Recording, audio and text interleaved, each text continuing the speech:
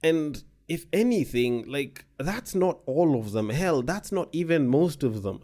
You'd have to be a standout beauty, which is probably like maybe 10-15% of a good chunk of women out here that are within that age at the very least. And on top of that, you would also have to choose to be a hoe.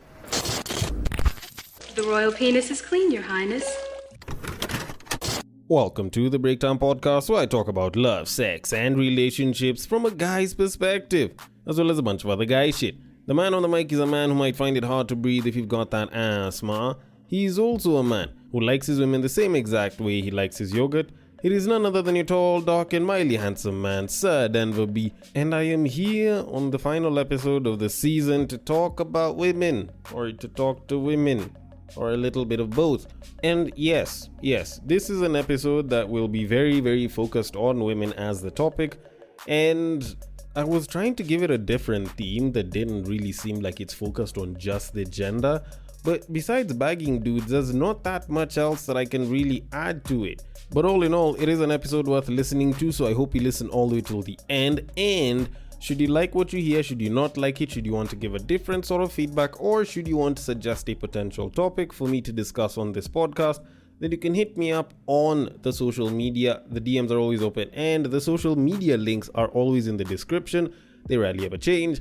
And I would be more than happy to see your feedback and handle whatever it is that you ask of me or tell me accordingly. Now, I'm gonna be straight with y'all. This one is going to feature quite a bit. And honestly, I feel like I have quite a lot to discuss as far as segments go. Because, well, considering that this is the final episode of the season, it just means that I have a little bit more to say. But in this case, I feel like it's a little bit more than usual. But all in all, I do intend on wasting as little time as possible, so I'm going to kick things off by talking about the fact that the season is basically at its end. And yes, I know usually I should probably tease some of these things, but all in all, I've been running for about 12 weeks straight non-stop, where I have been pushing out episodes, and usually after that, I usually like to give myself about 2-3 weeks where I will usually take some sort of a break. So usually what that means is I will release shorter episodes which may or may not have been pre-recorded, so that I can have something to fill in for the gap in time up until I come back after about 3 weeks of taking a break with a little bit more content, and that refreshed feeling where I'm ready to push out content like never before. So after this episode, expect the next 3 weeks worth of episodes, or the next 6 episodes if you're not particularly sure of how many, to be shorter, less edity, and have 0 instrumentals. And hopefully you guys actually do get to enjoy them. And should you want to give any sort of feedback, my social medias aren't usually down, so you can always just reach out to me, and I would be more than happy to give you my feedback and or handle your feedback accordingly. Now, with that said, I do kind of need to get to the topics of today, and I want to kick things off by talking about the last episode or two where I did the interview with Stormzy Mwendwa. Now, Stormzy Mwendwa is a lifestyle investor, a man who deals in finance and investing, and we had a particularly great episode, or should I call it a particularly great 2 episodes, considering that it's a part 1 and part 2 if you're listening on audio, whereby we spoke about a lot regarding finances, regarding relationships, regarding financing relationships, and the episode is up on the YouTube channel for you to check out and listen.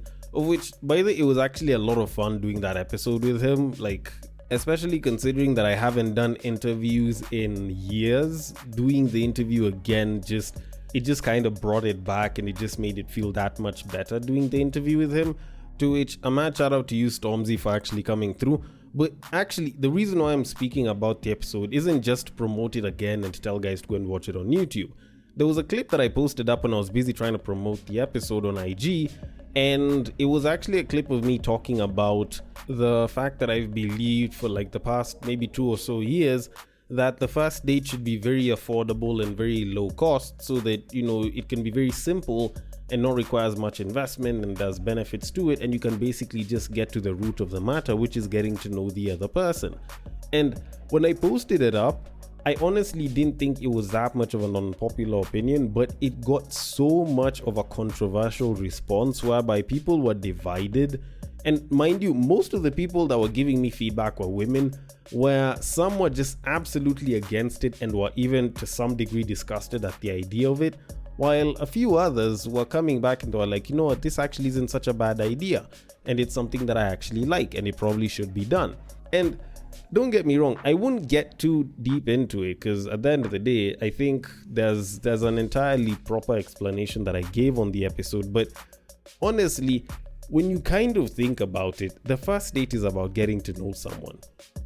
So if you can take away a lot of the glitter and a lot of the glitz and glamour and expectations that should come with that first date being this very, very like well orchestrated thing that some women believe it should be, and I guess maybe even some men, then you can probably just get down to what it's actually for, which is actually getting to know the other person.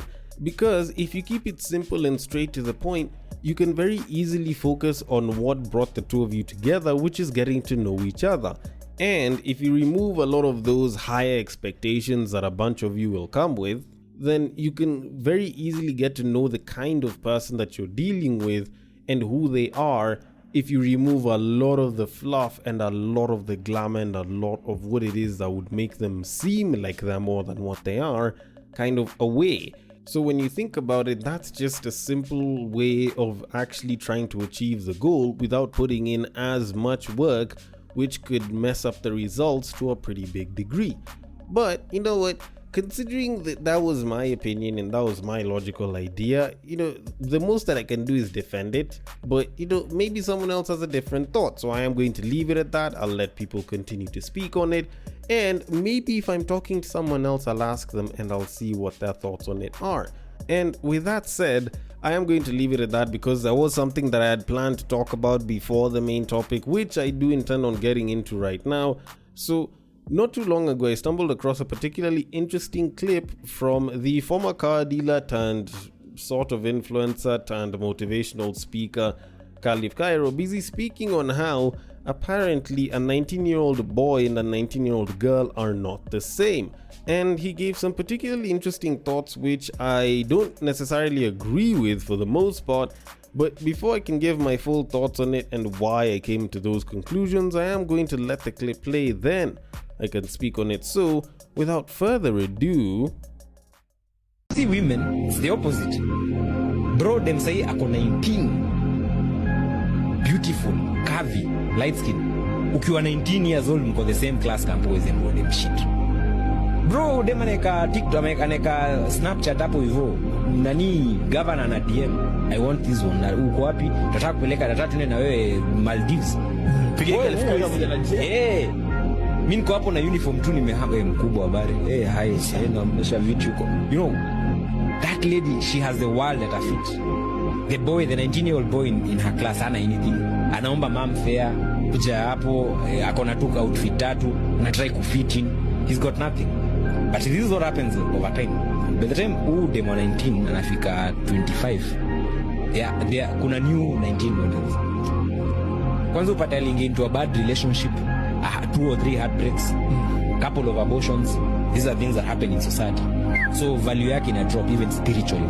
Some of these women, by the time they're getting to 26, they've lost your allure. Wame lose aura. Okay. Now, he was actually saying this on an interview that he did on Dr. Ofweneke's YouTube channel, which I didn't listen to the entire episode, but some people say that it was particularly inspiring. But okay. I don't know. Maybe it's just me. I find it particularly odd whenever I listen to grown men, like properly grown men, busy talking about the idea of being with teenagers. Like, don't get me wrong, it's not like he was talking about how he wants to bang one or anything, but just the idea of talking about, like young teenagers, young female teenagers that are basically in their late teens, 18, 19, so they're adults now, and how apparently, they're being bagged by like older dudes that have a ton of money and shit, and how apparently like these women, these young girls, or at least these young ladies have the world under their feet and shit. And then proceed to go on and talk about how, when they're 25, 26, they've lost their allure, their aura is just not as good. he was talking about it, but the whole like thing of like how they're used up by the time they're like 25, 26. And the reason I have an issue is because, first of all, like most people when they're 18, 19 years old are, okay, yes, while they might be a lot more explorative, or at least they might be exploring a little bit more, I don't think they're really trying to go off with some old dude just because he has a bunch of money. Like, there's a higher chance that the 19-year-old babe that is hoeing around is going to be hoeing around with guys that are the age of 18 all the way to 21, as opposed to, I don't know, 37 to 45 or some shit. Because I don't think there's a governor that is younger than even the age range that I've already presented of 37 to 45. Or even, you know, guys that have money that are a lot older than like the age of 25. And that's mostly just because a lot of those young babes, not unless if they're fully committed to the whole life and making money as a whole, for them, like, they just got out of school, they're learning about the world, and they're trying to be with people their age. So not unless if the baby is like a full-on hoe and she is actually about the money, she probably won't be doing it with guys that are that much older than her. So that's actually quite false. Then secondly, how many hot 19-year-old and 18-year-old women are out there? And don't get me wrong, I'm not saying that there aren't there, it's just the way this dude is describing all of these babes, it's like every 18 and 19-year-old woman or girl is basically Lisa Ann. Although actually that's a much older woman, so let me use a more current one that's around about that age. He's making it seem as though they're all Sophie Rain. And if anything, like, that's not all of them. Hell, that's not even most of them. You'd have to be a standout beauty, which is probably like maybe 10-15% of a good chunk of women out here that are within that age at the very least. And on top of that, you would also have to choose to be a hoe for you to go down the path that he's busy talking about. But all in all, like, the whole exploring thing isn't really that big of an issue, because I tend to think that most people between the ages of 18 and 21 are most likely going to be exploring. But the whole having the world at her feet and, you know, the 18-19-year-old guy struggling, like, that's bullshit. I know 18 and 19-year-old dudes that are fucking, or at least that were fucking in that age, and it's not like they were really suffering the way this guy is describing. Then also, it's not like these women are going to be washed out by the time they're 25, 26. Not unless if they did actually commit to the whole life and they were busy chasing a bunch of fame. Most of them kind of just settle in and start to relax a lot more by the time they're getting to that age. So honestly, this is one of those takes that just shows that this guy is just trying to sound like one of those content creators that are supposedly looked at as inspirational, like Andrew Tate, Fresh and Fit, and every other so-called red pill guru. Because this is not a reflection of reality, even in the country that he's in. But, you know, then again, I could be wrong. Maybe I don't understand 18 and 19-year-olds. But either way, I'm going to leave it at that and move it on to our main topic of this episode, which now moves past the 18 and 19-year-old women and takes to a lot of the older women. Not older in the sense that they're like mature in their 40s and shit. Nah. The ones that are within around about the age of getting married and a little bit beyond it. Because I have a clip of a guy who is speaking on maturity and is relating to women in a way that a lot of women were in the comment section supposedly agreeing with him. Now, I'm going to let the clip play, then give my thoughts on it, because there are many, of course. So, without further ado... Maturing is realizing women are pushed to marry early because they know the older they get, the more they learn about men, and the less likely they are to actually want one. Okay. So let me just try and get what he said, considering that it was just one statement. The guy did say that maturing is realizing that women are pushed to marry early because... Okay. Considering that the guy who said it, because his name is Srijan McKenna with 2 Ks, I don't know. He doesn't look like he's a day over 30 or even 30 to say the least. Neither does he look like he carries the requisite parts for him to be classified as a woman, you know, minus the voice and, you know, the manly features and everything. But you know what? He might have a point. I am also the same guy that has spoken on things that he has zero experience in, whether that be long-term relationships, marriage, the experiences of women, domestic violence and shit like that. So maybe, just maybe, he might have some insight that even though he is not part of the demographic that he speaks of, he might actually have that insight, and maybe it's just that, I might be discrediting what he says because he isn't from that demographic. So you know what, I'm gonna give it a benefit of the doubt, but I am still going to critique whatever it is that he said, because saying that realization is maturing seems a little bit wild, because for maturing to occur, you require a couple of things. One, you require a bunch of responsibility that forces you to mature. But what usually comes with that maturity is usually some level of wisdom. Now, it's not like it'll be a shit ton, it could be just a little bit, but it usually does come with some level of wisdom. And in my opinion, from the very little wisdom that I'd have gotten, instead of just coming to that realization on your own, I'd probably suggest that you ask people that are older than you why it is that they got married so young, instead of just jumping to that conclusion, because the answer that they might give you is probably going to be a little bit more different than what it is that you think. Now, granted, I am neither a woman nor beyond the age of marriage, so probably I also don't know. But what I would probably do, and I don't know, you could call this maturity, wisdom, or lack of either, is I'd probably go and ask my mother, or just older women within my mother's age, why they got married so young. Or I could also just go and ask my grandmother and just other old people that had gotten married when they were particularly young, because my parents got married at a fairly older age as opposed to their parents, and their parents got married at much younger ages.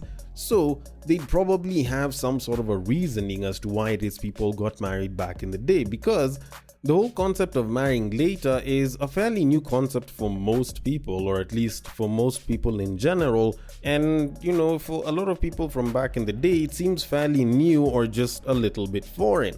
So jumping to this conclusion, if he jumped to it at least, would seem a little bit premature, not as mature as he said. And if you actually check with most old people, or just most people that have been alive for more years than you have, you'll probably find that previous generations were getting married or cohabiting much earlier, simply because people were just getting married and cohabiting a lot earlier, like it was just a thing. The economic conditions allowed for it, the cultural conditions allowed for it, the social conditions allowed for it. So it's not that there was this special conspiracy to ensure that women married early, because getting married early was the status quo. You not getting married early and you choosing to stay later till you marry was actually more of the outlier. And I think to some degree today, for a couple of different places around the world, it is still considered an outlier, because back then the bigger issue was, if you choose to stay longer before you marry, what happens when it's time for you, or when you decide that it's time for you to marry and you're unable to find a partner? You're unable to find a partner to start a family and have a bunch of kids with. What do you do? Like, that was the bigger issue, as opposed to, what if I got married later? It's not even what if I got married later, it's if I was to get married later, would I actually have someone or find someone to marry? So I think as far as reasons go, that's probably the main reason why most people got married in the past.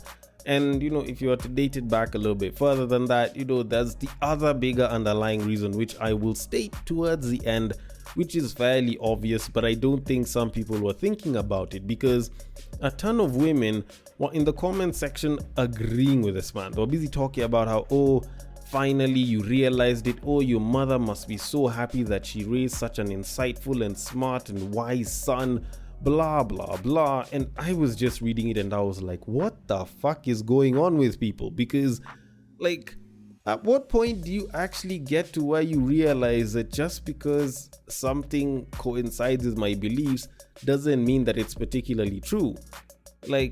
Correlation is not causation.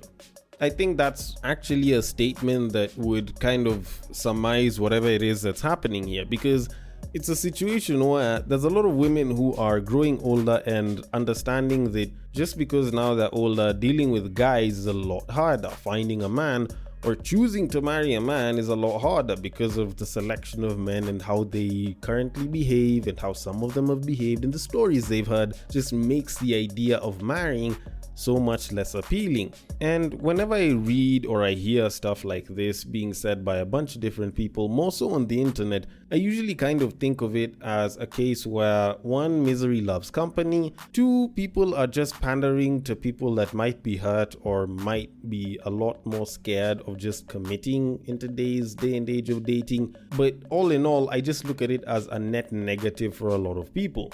Now, don't get me wrong, your choice to marry or not to marry is entirely your own. You don't have to listen to me or anyone else, just what is it that you want to do as an individual. But this whole thought process that this was like a ploy that, people from back in the day were doing, like it just seems and sounds so absolutely false. Because like the thought of it just seems a little bit wrong because first off, back in the day, people were getting married a lot earlier. So there was no bunch of people that was there to test and actually make sure that, if we have women stay a little bit longer before they marry, like they'll have issues choosing men. This is something that has come about over the past probably 50, 60, 70 years.